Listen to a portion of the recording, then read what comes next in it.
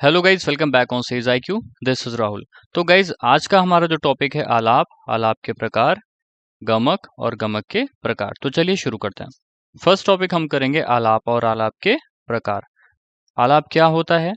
भारतीय संगीत के अंतर्गत गायन, वादन, नृत्य तीनों का समावेश अनिबद्ध गायन का स्वतंत्र रूप आलाप है। आधुनिक काल में आलाप मुख्यतः 4 प्रकार के होते हैं।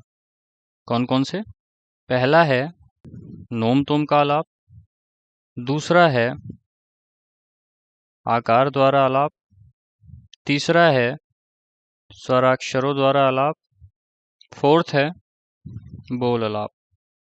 तो आलाप के ये मुख्यतः 4 प्रकार आधुनिक समय में यूज किए जाते हैं।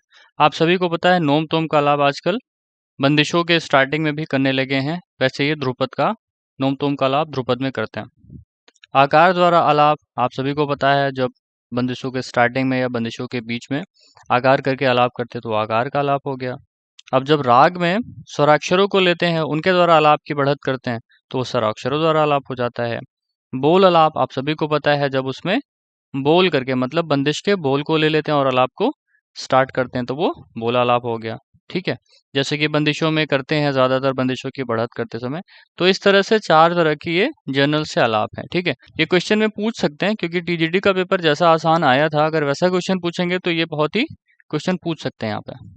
आलाप का ही पार्ट है प्राचीन काल की आलाप पद्धति। तो ये कौन सी थी? प्राचीन काल में 2 तरह के आलाप थे। पहला रागालाप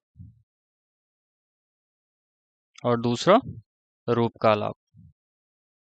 इन्हीं को रागालप्ति और रूप का लप्ति भी बोलते हैं। ये अनिबद्ध गान का रूप है। ठीक है, अनिबद्ध गान जो आलाप होता है कैसा होता है? अनिबद्ध होता है। ये भी क्वेश्चन पूछ सकते हैं। अब रागालाप क्या होता है? जिसमें राग के 10 लक्षण रागालाप है। रागालाप में राग का तिरोभाव नहीं होता। इंपॉर्टेंट पॉइंट है, नोट कर लीजिए। दूसरा है हमारा रूप का आलाप। रूप का आलाप को रूप का लप्ति भी बोलते हैं। रूप का लाप जो है ये रागा लाप का ही रूप है, लेकिन इसको दूसरे तरीके से करते हैं तो ये रूप का लाप बनता है। कैसे बनता है? रागा लाप में ही जब अपन्यास स्वरों पर विश्रांति की जाए तो यह रूप का आलाप कहलाता है। इसमें गायक आलाप को खंड में करके गाता है। अलग अलग ताल होती है और अलग अलग लय होती है। अब जो ये खंड खंड करके रूप का आलाप करते हैं, इन्हीं को विदारी कहते हैं। क्या कहते हैं? विदारी। नोट कर लीजिए। अब रूप का आलाप 2 प्रकार का था। पहला प्रतिग्रहणिका और दूसरा भंजनी। प्रतिग्रहणिका क्या था? आविर्भाव तिरोभाव करके बंदिश के बोल लिए जाएं। भंजनी का क्या अर्थ है? भंजनी का मतलब होता है खंड करके गाना। खंड करके गाना मतलब बंदिश को कई पार्ट में डिवाइड करके गाया जाता था। ठीक है, भंजनी में। भंजनी 2 प्रकार की थी। पहला प्रकार भंजनी का था अस्थाई भंजनी और दूसरा प्रकार था रूपक भंजनी। अस्थाई भंजनी क्या था? प्रबंध के किसी एक भाग के शब्दों को लेकर किया जाने वाला विस्तार। वे क्या था? अस्थाई भंजनी। रूपक भंजनी क्या थी? प्रबंध के या जो बंदिश थी, प्रबंध के पूरे भाग को रूपक भंजनी की तरह गाना। अस्थाई भंजनी में क्या था? कोई एक हम क्या बोल ले लेते थे, ठीक है, और उसी बोल का हम विस्तार करते थे। ठीक है, वो अस्थाई भंजनी हो गया। और रूपक भंजनी क्या है? पूरी बंदिश या जो पूरे बंदिश के बोल हैं, उनको हम क्या करते थे? रूपक भंजनी की तरह ही गाते थे। इसमें हम किसी एक भाग का हम बढ़त करते थे, ठीक है, और इसमें क्या करते थे, प्रबंध का पूरा भाग जो है, पूरा भाग गाते थे किसकी तरह, अस्थाई भंजनी की तरह। तो इसमें कंफ्यूज मत होइएगा। फिर से बोलता हूं मैं, अस्थाई भंजनी क्या थी, बंदिश का कोई एक भाग, ठीक है, या कोई एक जो शब्द ले लिया उसको लेकर बढ़त करते हैं। जैसे कि कोई बंदिश है, अब मोरे राम से वो स्टार्ट है, तो अब मोरे राम लेके उसको बढ़त करना, ये अस्थाई भंजनी हो गया, ठीक है। और अब मोरे राम का जैसे हम बढ़त कर रहे थे, वैसे ही स्थाई और अंतरा का भी बढ़त करें तो इसको हम रूपक भंजनी बोलते हैं, ठीक है। ये स्लाइटली डिफरेंस है इसमें।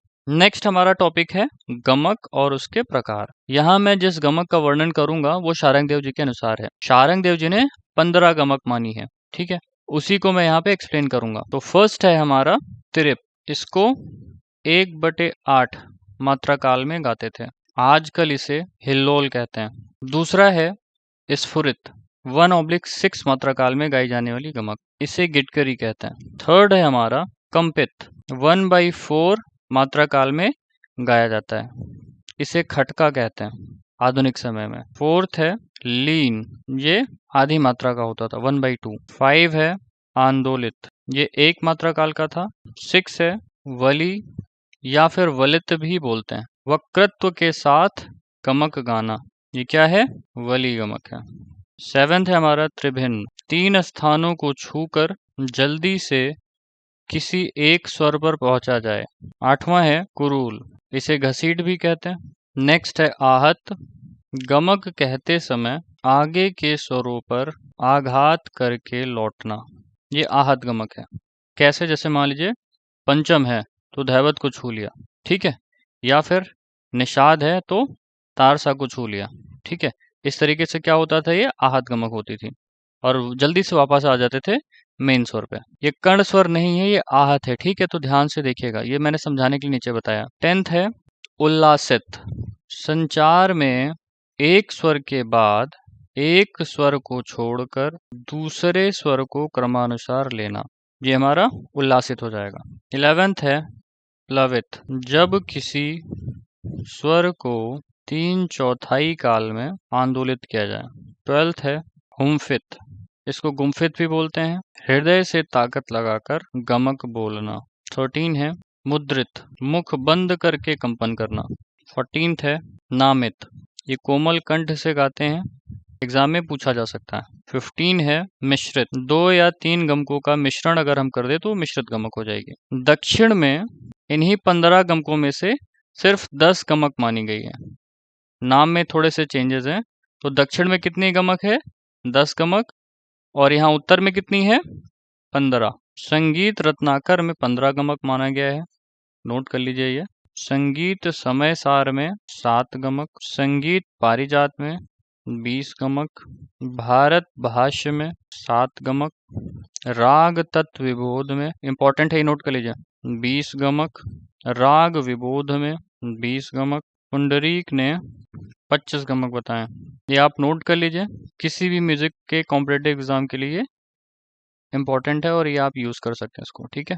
तो गाइज आज के लिए बस इतना ही, प्लीज चैनल को शेयर करिए, सब्सक्राइब करिए, नेक्स्ट वीडियो में जल्दी अपलोड कर दूंगा। Thank you for watching, this is Rahul Singh.